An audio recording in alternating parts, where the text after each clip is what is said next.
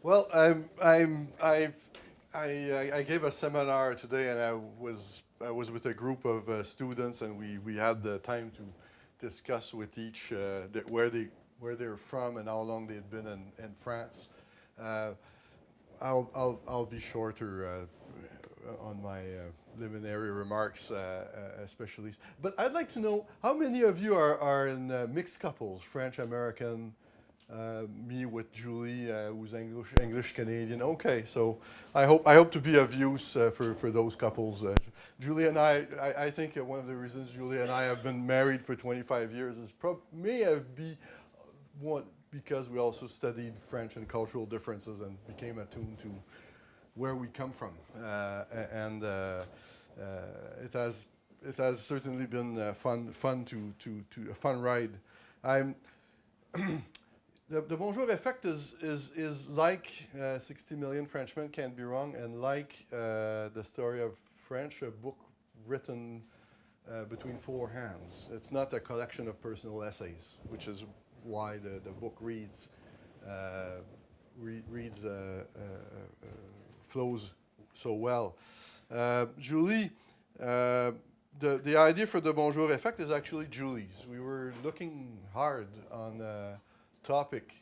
And about half an hour before meeting our publisher in New York City, she just came across the idea that everything we know about the French or think we know comes from the French, and we had studied in the previous book, 60 Million Frenchmen Can't Be Wrong, sort of the values of the French and how they organize themselves, why they have a president monarch, for example, but we didn't. So we didn't. We said everything we know or think we know comes from the French, but how do you understand people who say no when they mean yes, who argue when they want to get acquainted, and never say they don't know when they obviously don't? And we said, okay, let's try to put reasons on that, and the publisher naturally just went for it, and naturally.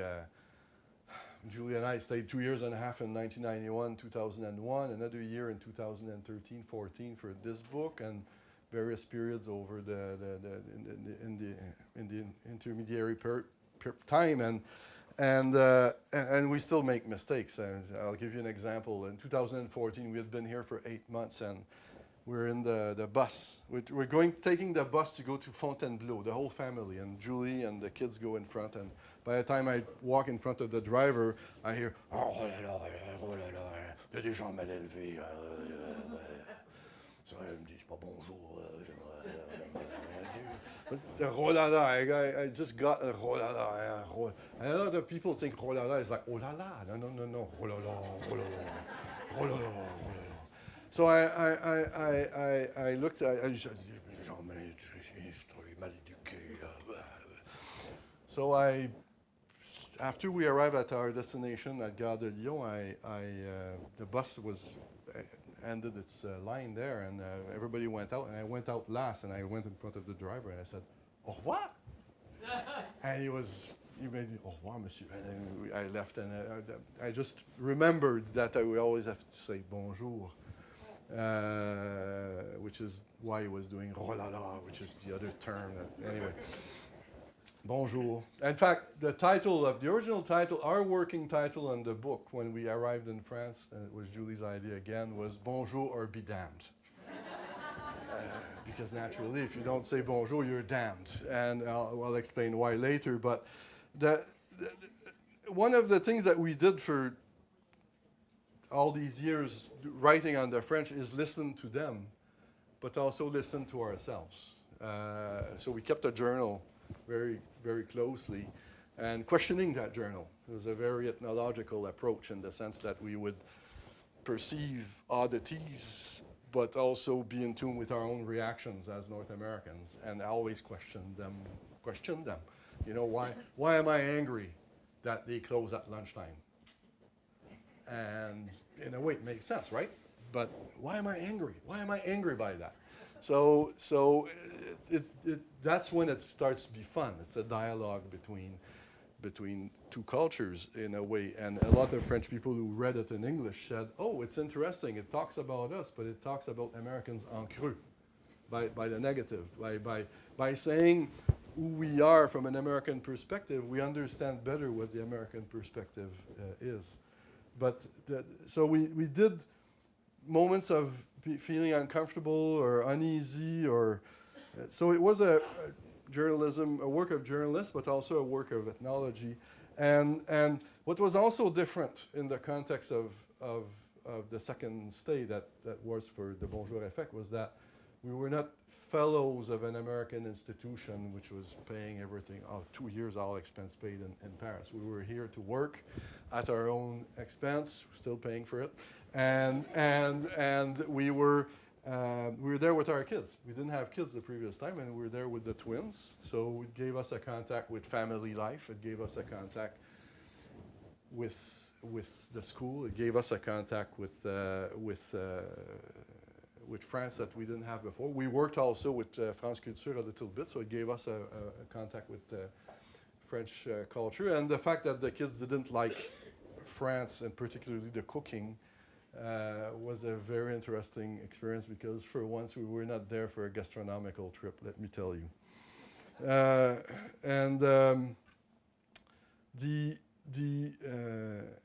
Actually, we got the message on the importance of school the day we landed. We came in France day 3 after la rentrée, primarily because the plane tickets were cheaper by 40%, because naturally all the French want to go back to la rentrée, so the planes are loaded, and after that they're not loaded. Corsair was still flying, and at the customs, at the airport, the custom officer looks at my passport and Julie's, and then he looks at the girls. He says, "Ces enfants, vous savez, c'est la rentrée il y a 2 jours. Vous savez?" Oui, monsieur, on savait. Oui, vous savez, c'est la rentrée. Mais on ne fait pas ça. So we got our first contact with school from the customs officer, and this sort of set the tone on the whole story. Naturally, it went very well with the school, and we had told them that we would arrive late, and there was absolutely no problem. So the book has been written with 4 hands, and we sort of had a breakthrough just after our girls left 3 weeks before us, because they wanted to go to camp in Quebec and all that, and see friends before going back. So we allowed them that, and so we had 3 weeks of intense writing at the end of our stay, and the first day we had a breakthrough, because we had a mass of notes, and we had a lot of documentation and stuff. And how do you organize the information about how the French talk? Where do you situate the constant expression of skepticism and negativism with respect to no, for example, or the use of the term and negation? So we sort of organized. So suddenly I had an idea that the book was about 2 things. It was about the structure of how people talk, which is the first 9 chapters, and then the content of what they talk. So, for example, whatever is culture générale or la table is in the second part. And then the first part is more the framework, the rules of the game, how they frames them, how the family frames the way they talk, and their values towards eloquence and all that. So that's how the book was written, and it's an interesting process. But to go to the content now, the title, as I said earlier, is the Bonjour Effect, because the publisher didn't want to have a negative term in the title, and Bonjour be damned is the real idea of the book. And Bonjour is like ra-la-la and ra-la-la and like au revoir and je vous en prie and bon appétit. It's a phatic term. That's what the anthropologists call that. It's a social signal. It's a bit like modems doing these weird sounds. If you remember modems from back then, It's the same principle, except that naturally we're not talking in binary. We talk. So depending on the situation, you produce the right noise, and you just essentially say to people, I'm entering your territory, or I'm leaving it. I'll ask you for something, or I want to have a conversation. Bon appétit is an interesting term, because if you eat an apple in the subway, they'll say bon appétit. It's not something that, it's just that way they mark the fact that you're eating a bit out of context. But they will say, okay, bon appétit. It's not the bon appétit that we hear in New York restaurants. It's nothing like that. The ra-la-la is a sound that is produced in general to mark disagreement, but without formulating it, and it's very often sufficient. Like me with the bus driver.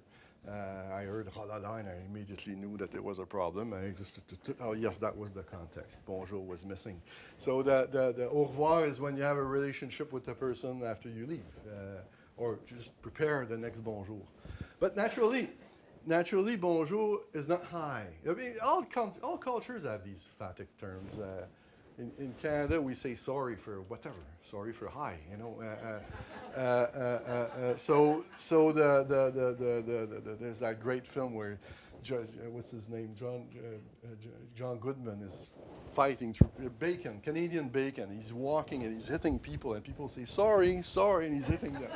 That's Canadians. They produce that sound. So, but it's not hi. Bonjour is not hi. Bonjour is something. It's a phatic term. It's there to open a door, and it's not that the day is nice. But if you say it twice the same person the same day, they'll look at you weird, because you don't remember. It's an acknowledgement also. You're supposed to mean it in some way, because if you say bonjour again the same person, they say, oh, vous me l'avez déjà dit. And so you have to say rebonjour or bonjour again, or something like that. You know, you have to reformulate the bonjour in a way that is an acknowledgement. And there are not many exceptions that we noticed. The bus, the newsstand. I mean, people refusing to take my money at the newsstand and the train station because I didn't say bonjour. You know? So, bonjour. I gave them money, bonjour. You could get quite aggressive, you know, and inside the yard of a building complex, in the street, at the badminton court, all sorts of contexts. And I haven't seen many exceptions. Julie was with a friend who's handicapped. He was in a wheelchair, in fact, and we were at the Métro Sancier-d'Aubenton, and she had to go through, and she said the guy, they were a bit late, and they wanted to go through the little gate there, and she said, excusez-moi, can you help us? And the guy said, bonjour. Excusez-moi, bonjour. Excusez-moi, bonjour. It went like this for a little while until she said bonjour, and then he opened the thing. So the situation was quite obvious. Sometimes it's a bit of the revenge of the small guy over the nobility. There's a little bit of an element of that, in my opinion, but it's there.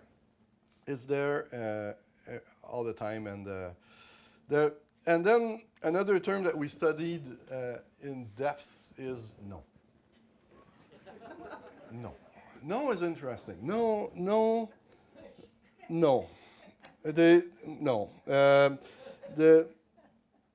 It's not a refusal. That's one thing we understood. It's not a refusal. When North Americans tend to, someone says no to you, you say, okay, no, bye-bye. No. It's an invitation. The subtext is keep talking.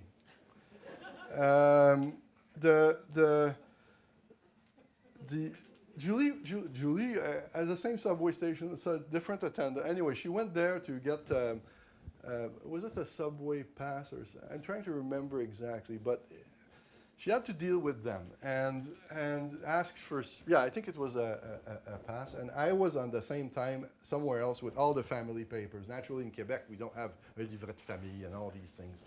So we have to, and I had and I had all the school documents of the girls because I was somewhere else in some other service trying to get the carte vitale. And so Julie took the no and she said, okay, they want me to talk.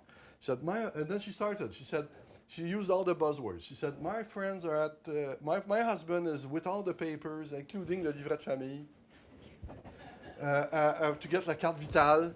And she went on and on like this, and she was talking about the school and the girls having just registered at La Rue de l'Arbalète and all that. And the woman was there. It took about 2 minutes and a half.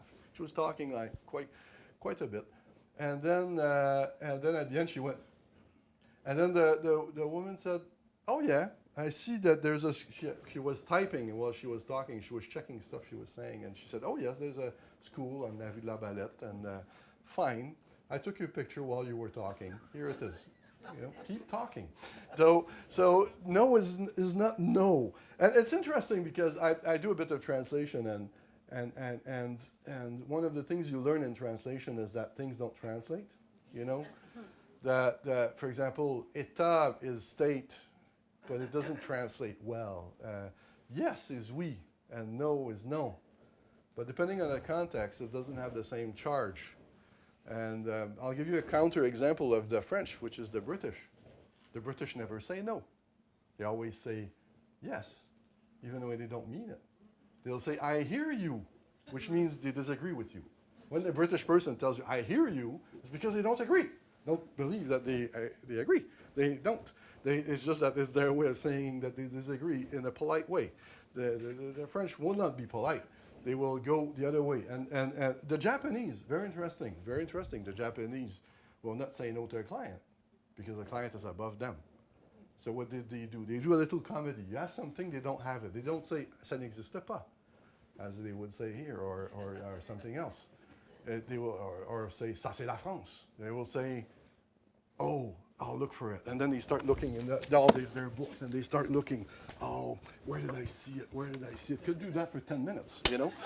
And naturally, the Japanese person who sees that immediately understands that that the person doesn't know, cannot tell you no, and says, oh, I know where to find it. Don't bother. It's not a problem. And then the clerk is absolutely happy. He saved face, you know, because he could not say no to the person. He was not forced to say no and commit harakiri in front of the person, you know. So, and whereas the stranger arrives and says, you don't have it? Well, we have it somewhere. And you wouldn't know exactly where it would be if he had it. It's just that he has to play a comedy. The French, it's the reverse comedy. And in fact, what the no expresses often is a taboo. And the taboo is the fault of not knowing. Not knowing is the worst thing. It's like, you don't hear that. You don't hear. Like in Quebec, people say je sais pas, even if they know it, just to be conversational and nice, you know. Canadians do that all the time. In the United States, we hear it constantly. In France, we were there for a year, and maybe 3 people told me that they didn't know. And je sais pas. And it was friends. It was not people in authority. They never say that. And one of the reasons, first of all, is that it's a faute.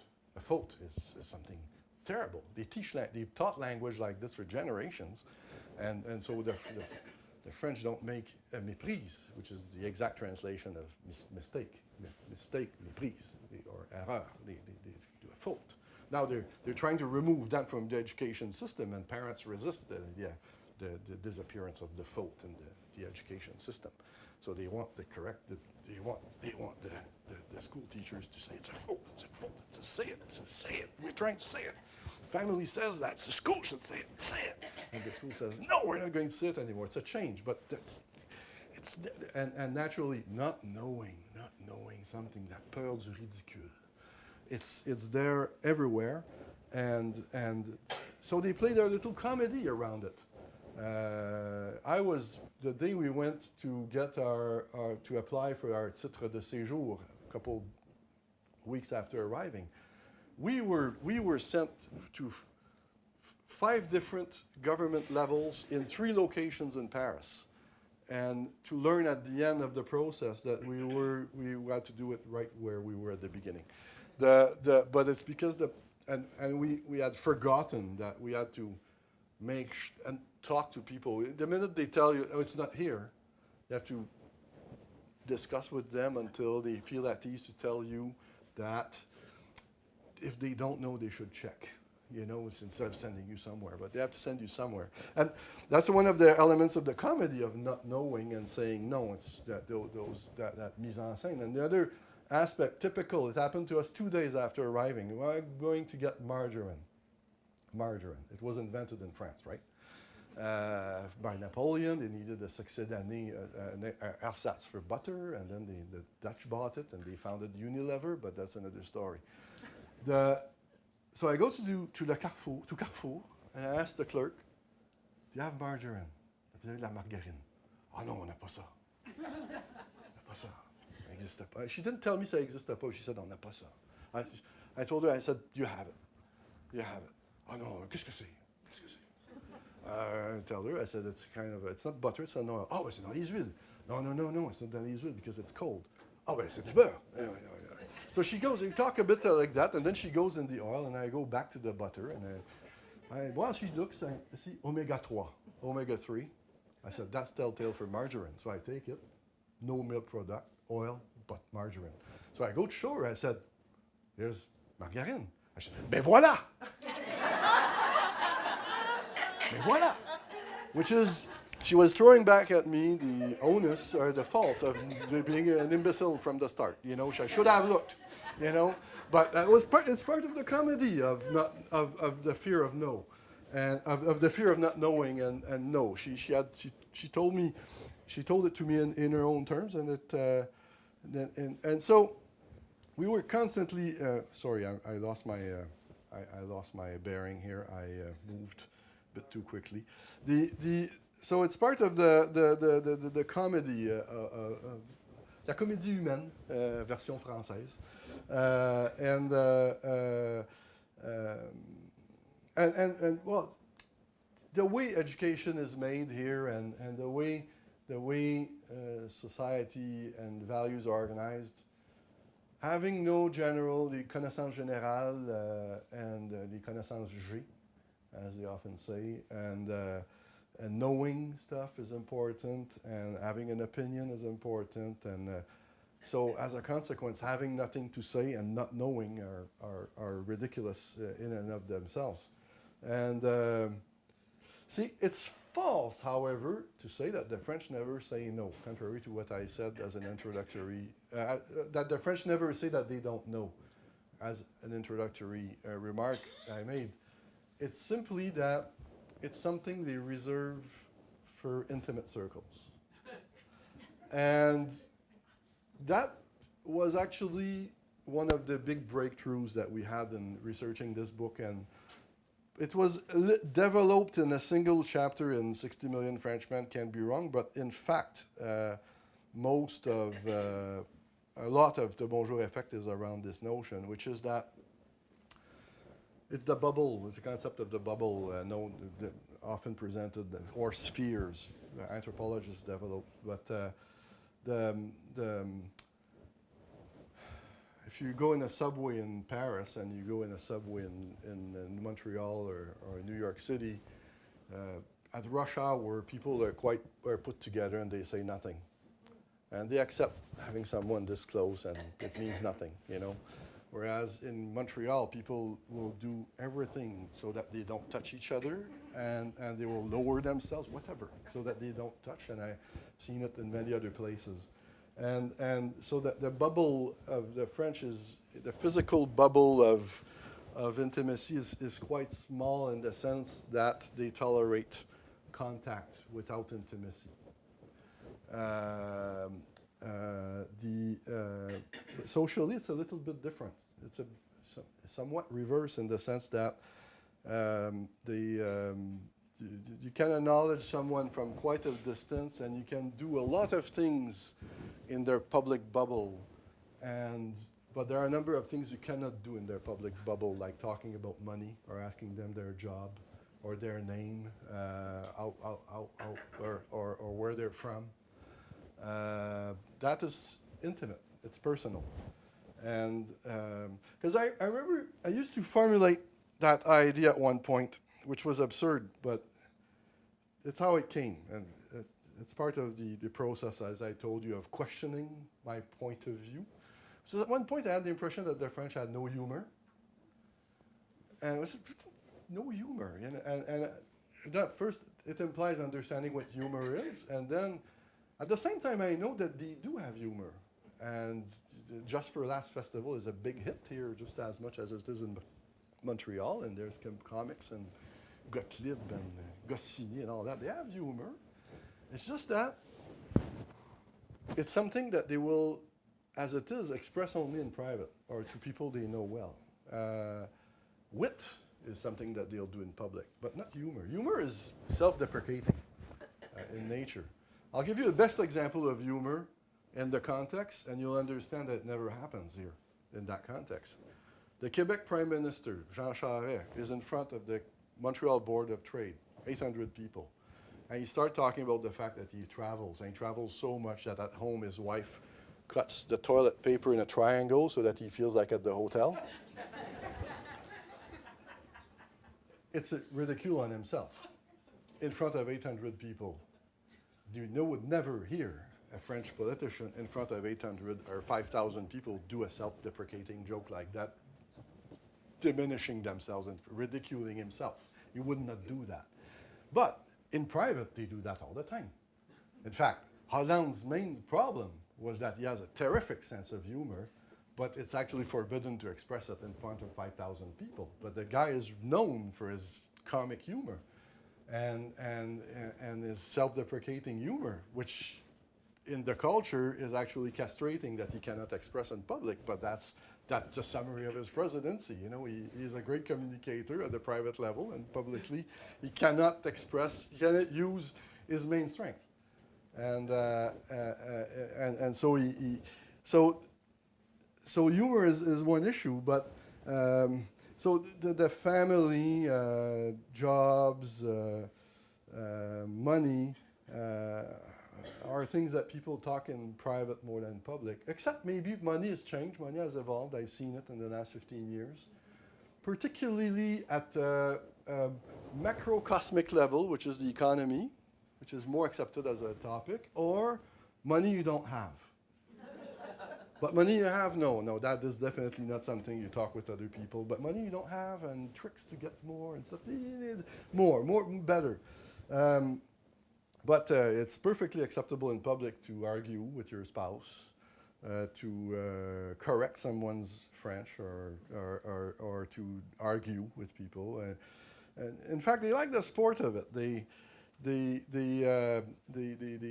I remember I was at a supper in the 5th arrondissement with people. It was a supper that was, well, in our mind it was formal, but in fact it was not. And in fact, when we go back to this anecdote, I think about it, we were not playing fair game. We were invited for supper. It was 5 course and all that. And we were 6 people, 3 couples. And at one point, Julie realized that we were boring and not interesting.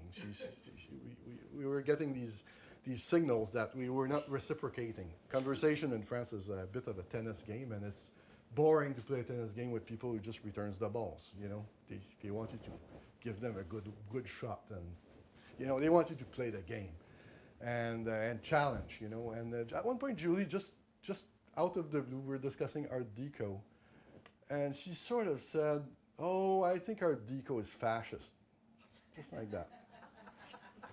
People just had a moment of, they took their breath and the hostess looked at us with a little twinkle in her eyes, and then the conversation just got rolling, and we stayed until 3 o'clock in the morning, and after 3 digestifs we left. But it's just that we suddenly proffered an enormity, and it was just exactly what was needed. And it was fine, that enormity. There was absolutely no problem. In fact, it was desired. It's one of the things that in North America, it's funny because our propension of saying, I don't know, but at the same time, we don't want to prefer enormities, and we want to be correct and proper and all that. And that's not what conversation is about here. And another thing that we discovered that is absolutely, I think, fascinating about private and public sphere is optimism. I came across that. We were there in 2014. It was the first year of the Printemps de l'Optimisme, organized by a former aide of Mr. Sarkozy. But it was, and he published, he commissioned a sondage, a survey, and one of the things that came as a result of that survey is that 80% of respondents were pessimistic about the future of France.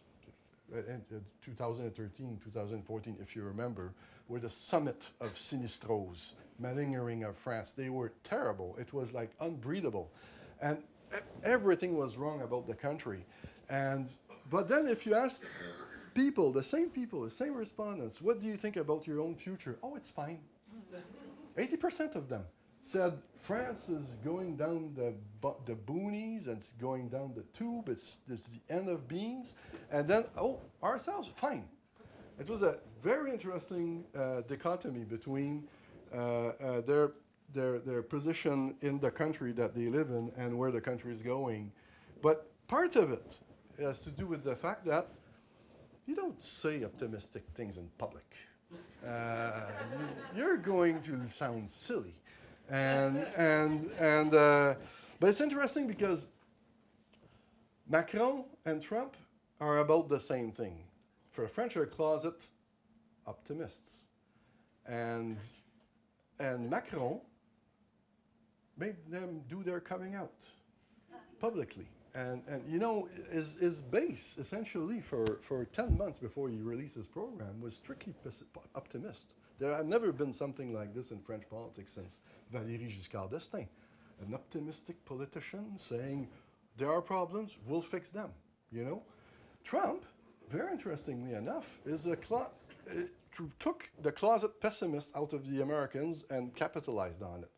He was the first politician since, I don't know who made his platform strictly on expressing the worst opinion about everything is going down the tubes. And I will solve it without solutions, but he was the first politician to express such a negative outlook on the present situation, and he was the first to capitalize on closet pessimism, which is quite important in the United States, but rarely explained.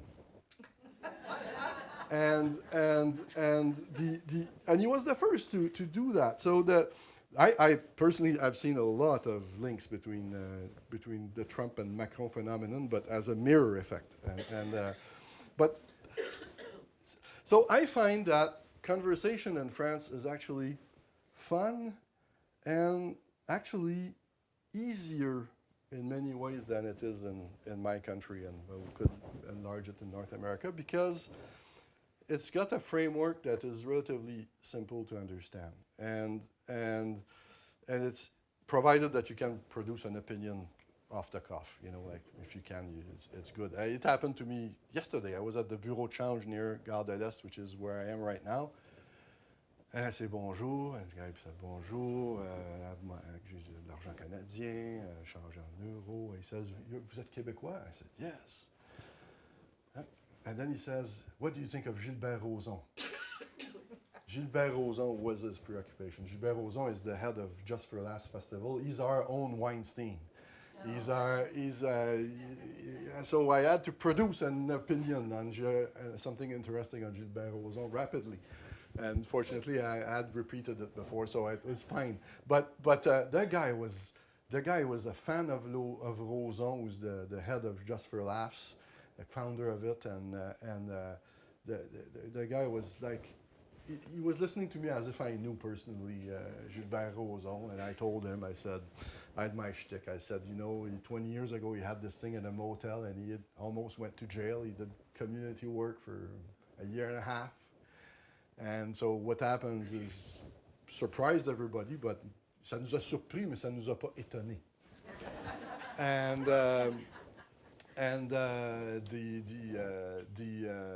I told him, I said, someone's going to find $100 or $200 million to buy back his empire, probably a Swiss guy or anyway, there's talk about that. So he was listening to me and he was just like, he had these yeux de Merlin frit, and he was looking at me and he was a just absolute,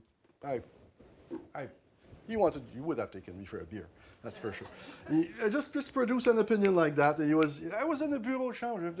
I was fortunate there was nobody, but if there had been 3 people behind me, they were waiting, so, for sure. But that's the beauty of it. But one of the things about what makes conversation simple in France is that if they don't want to talk to you, they don't talk to you, which is a big difference with Americans and Canadians. In Canadians, they will often talk to you so that to keep you at bay. And typical situations in the subway. American and French person crammed against each other in the subway at rush hour in Paris. The French person will be like this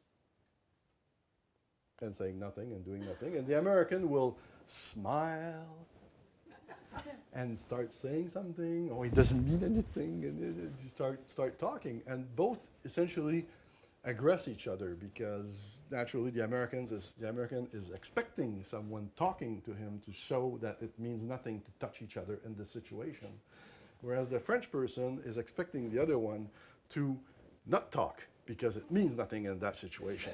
So they naturally rub each other the wrong way, and that naturally the first who opens his mouth should actually send the code.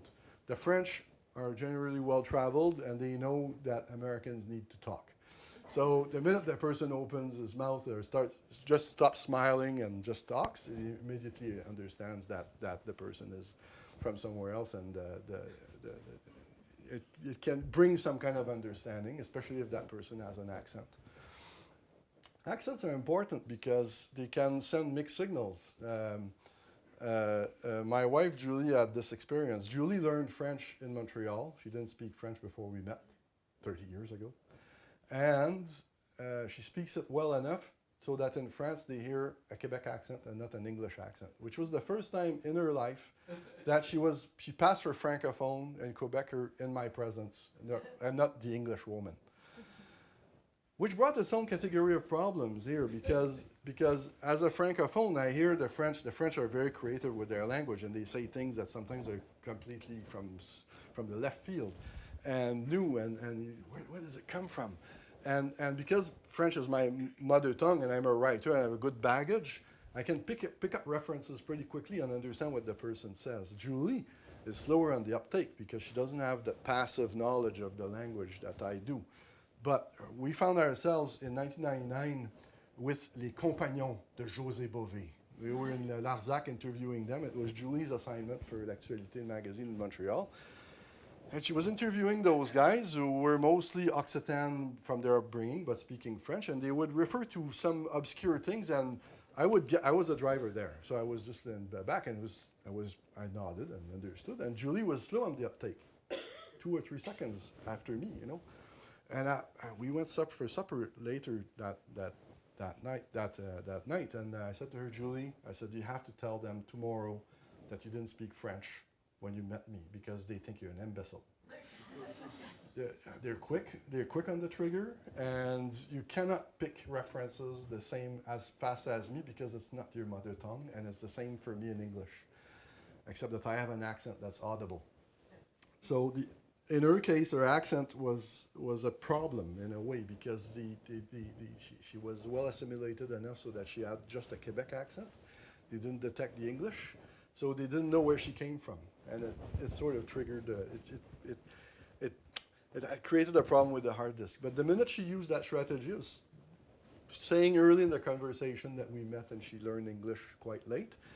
She learned French quite late. Suddenly, the relationship with people became a lot more easy, and because the French are well traveled, and and the other thing is that about the easiness of conversation is that it follows a clear gradation. You know, if you don't know them, it's bonjour, it's opinions, exchange of ideas, it's and Sexual innuendo, no problem. Sex jokes, okay. You can talk with people and have quite a good conversation all evening, and they will not give you their name and stuff, and where they're from, and where to reach them. And I used to, at one point, ask people their name at the end, and sometimes they would find it odd, and develop my own little trick of asking people, how can we continue that interesting conversation? And then they would give me the address that they didn't give me before, but it's just because I wanted to continue the conversation. So it's a trick that I developed, and but what's interesting is that the minute that the French start talking about private things like their family, like money, like their job, liking their job, being at ease with the future, they're sending you signal that they want to have a closer relationship than just a public relationship. They want to develop a certain level of un niveau plus personnel. And if you reciprocate, they follow. And then it goes as far as it can go until you become a friend, which is naturally in French. I mean, ami is not a Facebook friend. It comes with obligations and reciprocity, and it's quite a beautiful thing. But when they send you another signal is when they start you to go from vous to tu. They start to do humor. They're sending you signals that they're willing to go beyond and then it's for you to. But everything is about talking in the sense that. Remember, Julie and I went to the pool. We had and it was a pool in the 5th arrondissement. A bit. There was a lot of people swimming in that pool, but Julie, who's accustomed to swimming in pools a lot because of her knee problems, said pools are weird in Paris. She said people have no manners, and we looked at it, and they would not follow. And at one point, we just concluded it's because they have their head in the water. They cannot talk. And since everything is about talking, and they're in a situation where they can't talk, they're harder to decode. And talking is everywhere. I remember meeting a Quebec specialist in human relations who's a consultant in France. He's a professor in Montreal and a consultant here. And he told me, he said, in companies I've seen it, or organizations, when policies come from the top, even if it's decided, they are going to have problems if they do not let the employees discuss it. The employees have to debate it internally and discuss publicly or in a meeting. Talking is absolutely vital, even if the decision has been made. It's done in hierarchy. It's with other people in personal relationships, but. I'm coming to my conclusion for the presentation, and then I hope you have questions. But naturally there's the issue of the fact that as a foreigner I don't know any of this, and how do I break through? Well, one thing that is fortunate is that the French are well traveled, and they know they know that foreigners have different codes, and that their codes is something complicated. They know that, and they know they are in a higher context culture than North Americans, and and besides, even when they speak English, they speak like French people, so they will have the same culture, and they will So knowing this is useful even if you speak English with them. And one thing that is great, and I think that's often forgotten, they're great explainers. Very often with sometimes people I barely know, I will ask them a question, admitting my ignorance, and they're saying, I don't understand the difference between Valls and this other guy.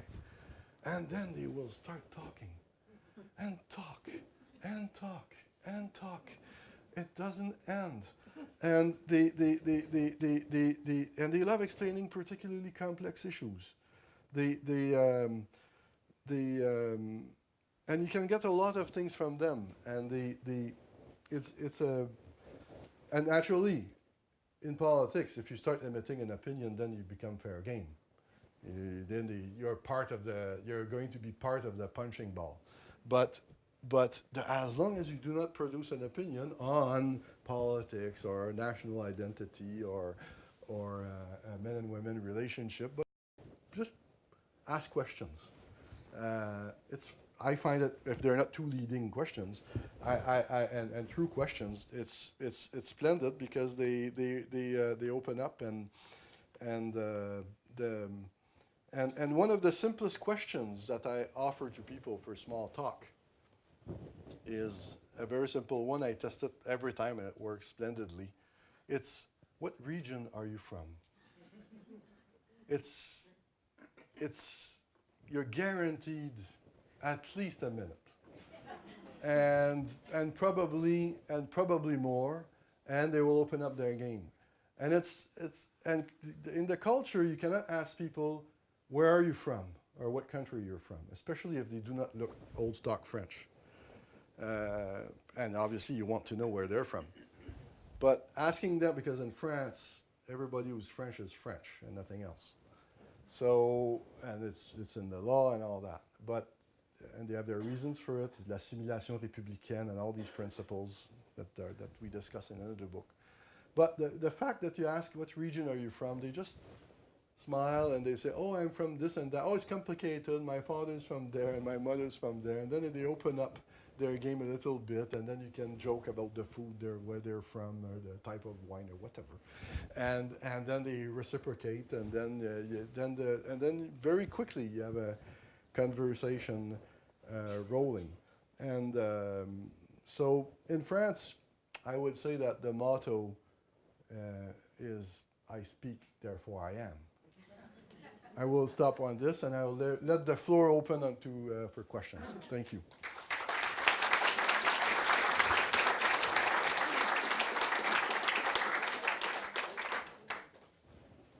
Yes.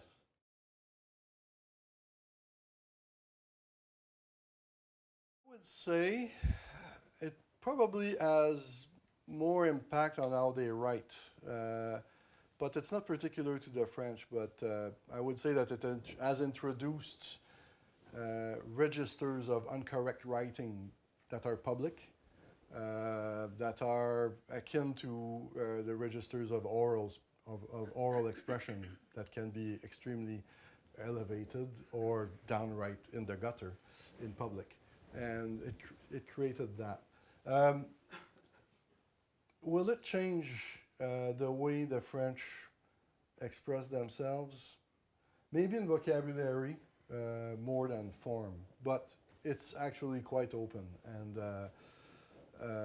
I would say that it is not going to be a strictly French phenomenon. Like, here I come from my language perspective. I write a lot on language, and people often in the French language blame computers and technology for writing, but having a good command of English and Spanish and knowing a bit of Arabic and German, I know that these debates exist in all international languages where you have a strong democratic base, where people have where you have a large education systems and computers. It's everywhere. The fact that writing goes down the tube, because a lot of people write now that would never have written, and on a more than daily basis, I would say on an hourly basis. So that changes the language in all cultures right now, and it's a fascinating process that I think should be studied more cross-culturally than just within a culture. That's my opinion.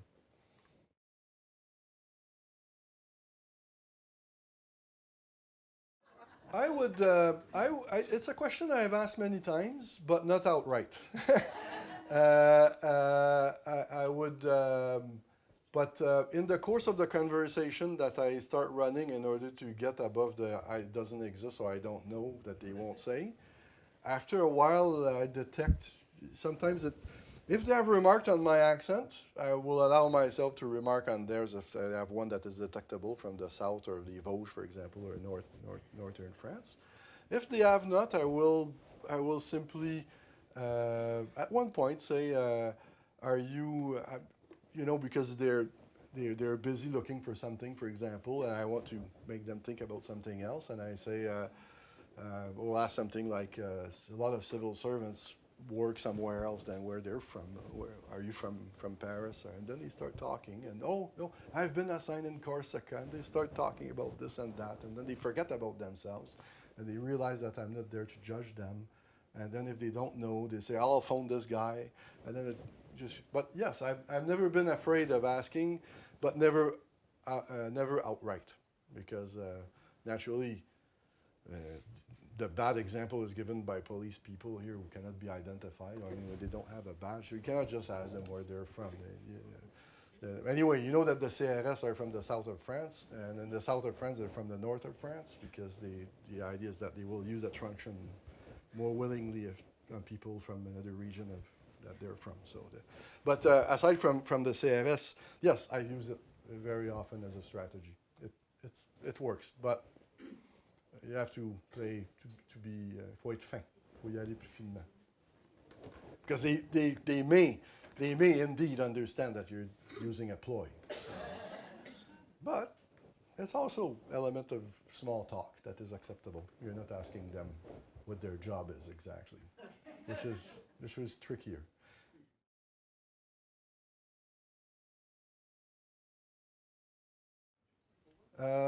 It's a good point. Naturally, one of the challenges of writing this book has been that, and it's the trap of anybody doing a generalization, which is that you will not find any French person that matches everything we say in the book. There's none. There's more or less, and it has to do with geography, and it has to do with generations. So yes, the French are changing. We've noticed in the 14 years between the two books, a number of changes. The disappearance of the word Anglo-Saxon in the meaning of Protestant, not like us. Which French is a Catholic, laic society, but Catholic. But they can't say it. So what do they do when it's not like them? Oh, it's Anglo-Saxon, even if it's not. But they used to say that, and it suddenly it vanished for that use. Discussion about work, I've noticed, is a lot more prevalent between young people now. I would say that a certain expression of optimism has been unleashed by the new president. Will it stay? I don't know, but it's a challenge in a country that where a guy like Émile Cioran made a career, which is a jubilatory pessimist. So, so there are changes.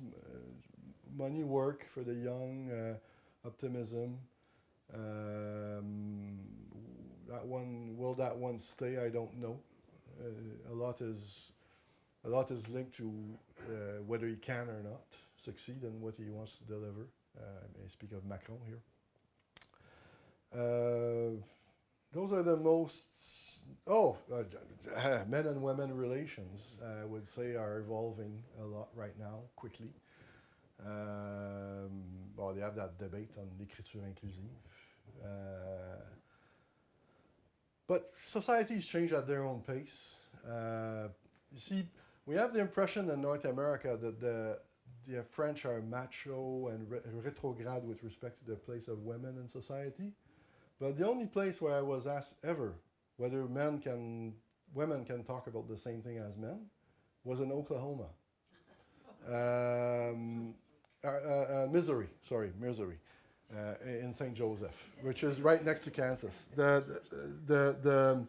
And the truth of the matter is that yes, French women got civil rights and a number of rights that Americans had 20 years before. That's phenomenal, 20 years.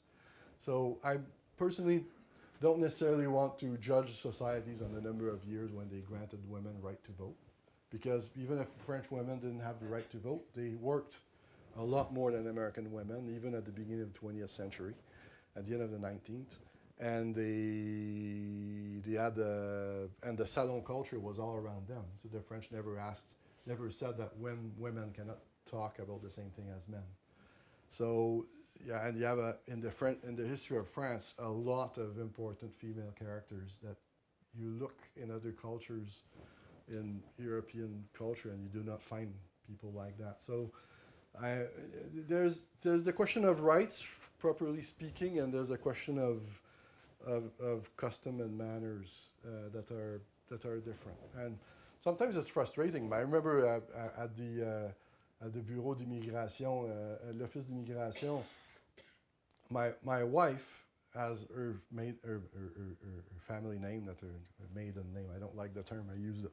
But her name at birth is still Barlow. And when they gave her a titre de séjour, they said Barlow épouse Nadeau. Which is odd, because they didn't say Nadeau épouse Barlow on mine, which in all logic they should. And better than that, there's something about custom there. And every time you mention custom to the French, they say, oh, la coutume de Paris doesn't exist anymore. They talk about la coutume de Paris. It's not it. It's just that since the French Revolution, you can date it, 1791 or 2, French women keep their name. It's written in the law. It's been in the French law for 225 years. Okay? Women keep their name, their maiden name at l'état civil all their life. They're allowed to take their husband's name, but that is not their état civil. So it's very interesting that, in spite of the fact that they do that, even on the titre de séjour, they feel obligated to put the spouse name with the wife's, the woman's name, but not the contrary for the man. But okay, it will probably change at one point when they feel it's ridiculous.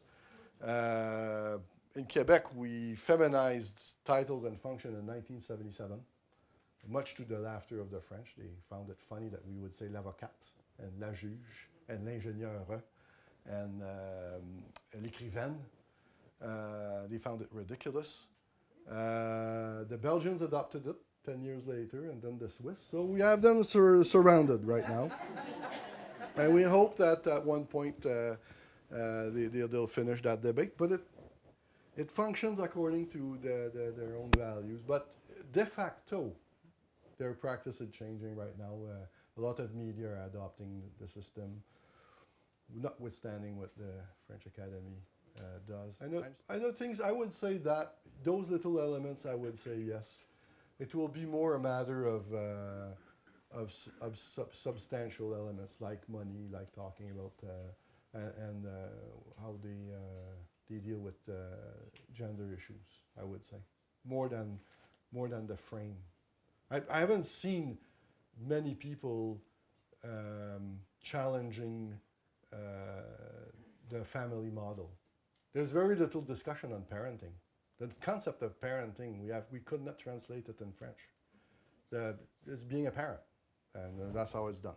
There are variations and stuff, but so what they get from the family is pretty much constant. And when they start raising their own children, I don't see much questioning on that point of view. There's a professor, I'm trying to remember her name, a sociologist. The family still plays a phenomenal role in framing the whole thing.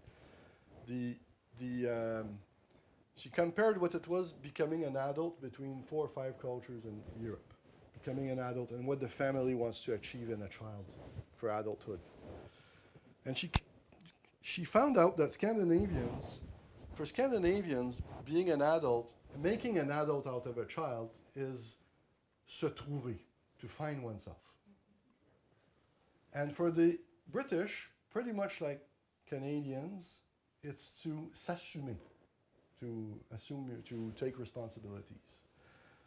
In Spain and Italy, it was s'installer, getting the house, getting the home, you know, and it's interesting, you look at the culture and getting a home is something they do fairly quickly. Hispanics in Quebec buy a home, they're barely there for 6 months and they're owner of a house. And Quebecer, for the French, it's se placer.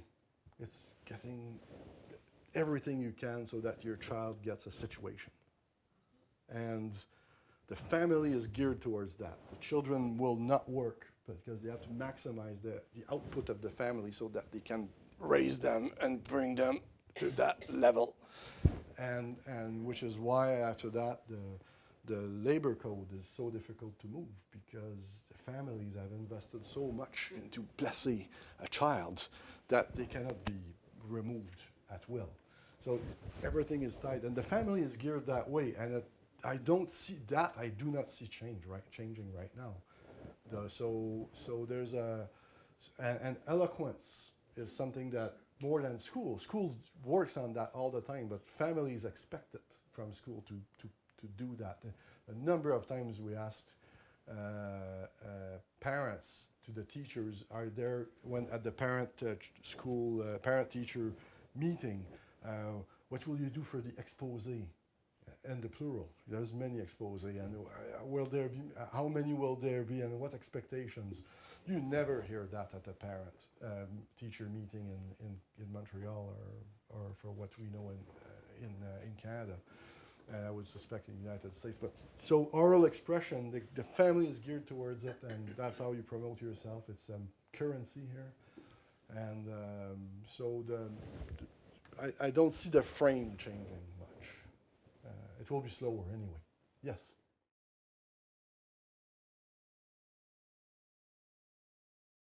Oh, dictée is interesting. Dictée is interesting. I used to. My opinion on that is, well, in English you have spelling bees. And the reason you have spelling bees is simple. French and English share one thing as language, is that they're absolutely impossible languages. I would even venture to say that English is even more complicated than French. There's graphemes, graphèmes. There's 200 ways of writing sounds in French. There's a number of sounds, about 40, and there's 200 ways of writing those sounds. O can be written E-A-U, O, A-U-L-T, A-U-D, and many ways of writing O. In English, there's 1,200 graphemes. There's 1,200 ways of writing sounds. Air can be written. Think about the number of ways you can write air. There's at least 14. And the dictée is important in French compared to the spelling bee in English because grammar in French is silent, contrary to Spanish, for example, which the grammar is completely audible. In fact, I understood subjunctive in French when I learned Spanish. Because in Spanish it's clear, it's audible, you cannot take shortcuts, you have to choose it right, and you have to know how to apply it. And then I realized that, oh yes, okay, that's what subjunctive is about. And I'm a writer. And with a good affinity to language. So the dictée is I do not see the dictée disappearing because the grammar is silent. But the language is evolving towards simplification. And there will be a time, probably in a century, when the passé simple will finally not be taught, like the past the subjunctive past. Because at one point, the language will, and what I do not like about the dictée, is when they make it a competition of impossible French. That's absolutely irritating. I think it's missing the point. I don't like that particular twist of the culture. I mean, celebrating French on the 14th of July in Tokyo by having a dictée. Anyway, of impossible French. It's with traps and all. I personally, but I think in terms of pedagogy. I'm sorry about the accent and the pronunciation. It's one of these terms. I think it's necessary. But dictée is not against creation. They can be quite creative. It's just that aside from it, dictée is a good way of mastering a silent grammar. And I think that if they taught it that way rather than strictly about catching children on weird spellings of terms and mistakes and stuff, it would be a lot more progressive. And I think that also, I'm a little bit off topic when I say this, but I think that the teaching of particularly French, but it's true of all languages, is behind its time. For example, in math, they've integrated the calculator in the teaching of math for 30 years. And I remember when it came in, people said, oh, the calculator means the end of mathematics. You know, people will not. No, they changed the pedagogy of it. And people, my kids are learning splendid math in Quebec school right now. They have the use of calculator, but they're in secondary 3, which is grade 9 or quatrième in France, and they do statistical analysis. So beautiful. I mean, it's go. So why aren't we integrating correctors in the teaching of French right now? I mean, I don't understand that, because quite frankly, the 90% of the writing experience of people right now is with a computer, with a spelling device there, and you have to learn how to use that. And they could stop harassing. I think it's a form of harassment. I think it's a class, a generational thing, and it's a power thing. And I think that that doesn't serve the language. But quite frankly, people will do their own revolution on language. If it doesn't follow people at one point, it will change. They're doing it. They're walking away from the passé simple. They're walking away from. Did you know that the last verb in French that was not a verb, the new verb, all new verbs are in ER, premier groupe, solutionner, etc. All these words are in first group. Do you know what's the last verb in ER? It's allunir in 1922. There has been no other verb of the second or third group since then. Why? Because it's not democratic. And it's part of the constant transaction of speaking a language. It's polemic, a language, but it's also a transaction. And a lot of people who know the passé simple do not use it because they don't want to sound pretentious, and they don't want to force the person they speak to either try and lose face or to display that they're ignorant. So people use the passé composé. It's more democratic. So the language evolves that way, and so dictée will evolve. The way it's taught, it will evolve. But regarding correctors, I hope there's a breakthrough at one point. Yes.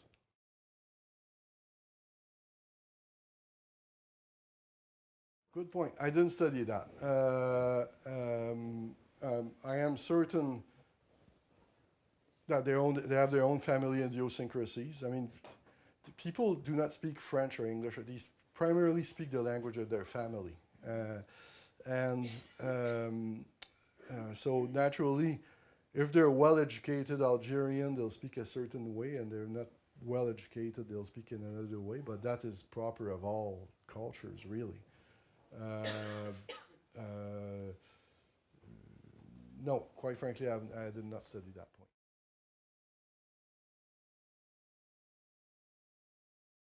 It's an interesting thing. They have a lot of expectations with respect to the langage châtié, the best language, which is quite different from the language they speak at home. But I've seen there's a lot of rules, and there's a lot of social rules around the language, and I think that in the case of the French, they tend to mix them both. Yeah. I think they mix them a lot, and a lot of that discourse on the difficulty of the language is linked to that. Some kind of say, well Ah, okay. Oh, really? Okay. That's a bizarre thing. I've heard that. Yeah. Well, they obviously have not learned one language. They have not begun.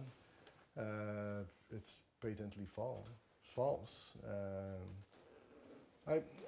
One thing is certain is that the teaching of foreign languages in France is complicated by the culture of fault. La culture de la faute makes it impossible in all logic to master a language verbally because it's based on mistakes. You have to make mistakes in order to learn a language. So if you are afraid of faire des fautes, you are not going to learn a language. I think that's what they're saying. And they all think that English is so easy to learn. Which is You can't speak it, so you can speak it very well. it's bizarre because English has less rules than French, yes, but a lot more exceptions. And in fact, I'm trying to remember which scholar who said French is a language that is hard to learn because there are rules, but easy to master because there are rules. Whereas English is a language that is easy to learn but impossible to master because there are no rules. In fact, look at all the great writers of the English language, even Salman Rushdie, they're all people who were raised in English. You have nothing like people like Atik Raimi in French, who was a Goncourt, and a number of people whose mother tongue is not French. So it's interesting that but a lot of people say French is complicated because of their ideas of the language, and which are often false. I remember writing the back cover of 60 Million Frenchmen Can't Be Wrong, and I was writing globalisateurs malgré eux, globalizers in spite of themselves. And the editor told me, at Seuil, oh, globalisateur is not French. Well, I said, what is it in its face? You have globalisé. I said, mondialisateur, sorry. Mondialisateur, malgré eux. And she said, mondialisateur is not French. Well, I said, you have mondialisé, mondialement, what is not French is mondialisateur. And she said, it's not in the dictionary. It's silly, but that's what she answered. It's the silliest answer I've ever heard. But it's that idea. So what do? They use English to do neology, because that's not in, of course it's not in the dictionary because it's English. And then it takes them at a certain time, and then they either forget about the Anglicism or they adapt it. But so it's not the language, it's their ideas about the language, 90% of the time. The French language, has complicated spelling, but never as much as English. And it's got complicated grammar, but not nearly as much as German. English, all exceptions. Transitional verbs. What do you do with that? Anyway. So I think Grant is going like this. Yes, absolutely. Thank you very much for coming in this number. I will be at the booksellers.